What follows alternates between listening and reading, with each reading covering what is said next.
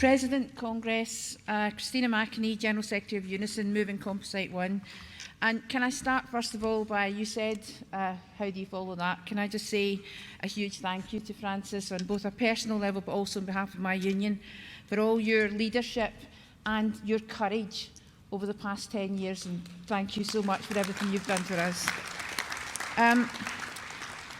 Congress, I was on a picket line recently in Blackpool. It was early in the morning, it was windy, it was raining, it always is when you're on a picket line. And I was talking to our UNISON members. Most of them were cleaners, catering staff, porters, who work in the hospital but are employed by a private company, OCS.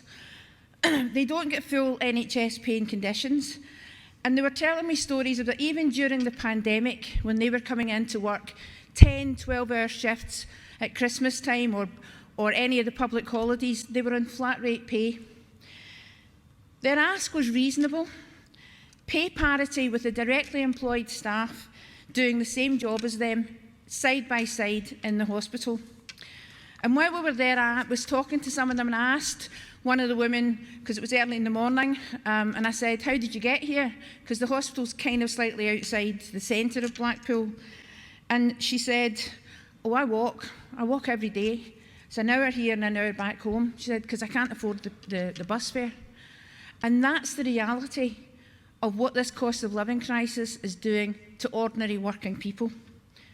It's the reality of what it's like to take strike action these days when you lose pay. And it just demonstrates the absolute depths of this pay crisis. And the picture inside our NHS hospitals isn't much prettier. Almost 30% of NHS employers have set up food banks to feed their own workforce, and another 20% are planning to bring that in. That's a shameful part of our history in this country. In-work poverty has spread so far across all working groups and right through our public services. A social worker recently told me, I'm going to end up in serious debt because I just cannot pay my bills.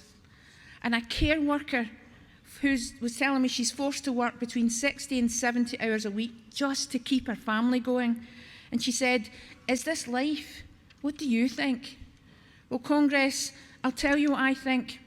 I think working people have struggled through austerity, through a deadly pandemic, and are now in the midst of a devastating cost of living crisis.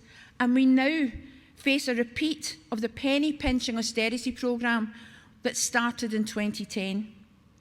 And meanwhile, the UK government has been playing roulette, racking up debt on the public tab. And their gambling always ends up with the same result: working people lose out.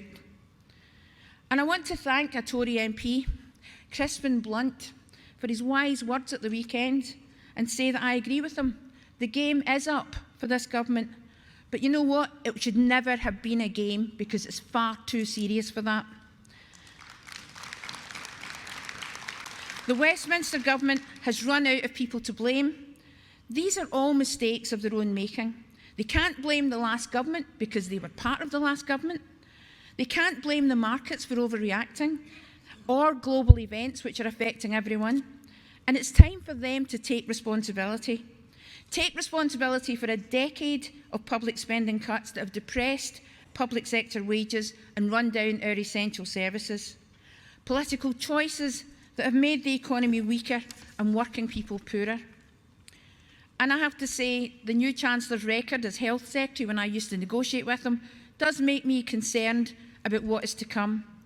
Because playing musical chairs with those who are in charge of the government won't fix the economy or our public services. Therese Coffey, the Health Secretary of State, said she's said to nurses, if you don't like your pay, just go. We can bring more in. But I just say, don't worry about it, because she's also got another fantastic plan. She's going to bring in 1 million volunteers to run the NHS. Wouldn't that be fantastic? And Liz Truss, she apologises quietly, not for her plans, but for the fact that she brought them in too quickly. And while she chops and changes her government, the chaos continues. It reeks of desperation, but colleagues, not desperation to save the country, desperation to save the Tory party. They're sinking in the polls, mortgage repayments, rents, energy bills, food, travel costs, all up. The country can't take any more, workers can't take any more. Only a general election, as Francis has said, and others, can get rid of this lot of chancers. But through all this, there are stalwarts Christina, can you putting the interests of working people first. And that's trade unionists.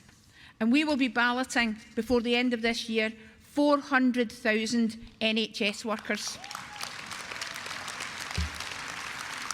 And I'm so pleased to hear Francis saying that we will be coordinating. We work across all the unions at the moment, but we need to be working across every sector in our country. Because, Conference, we know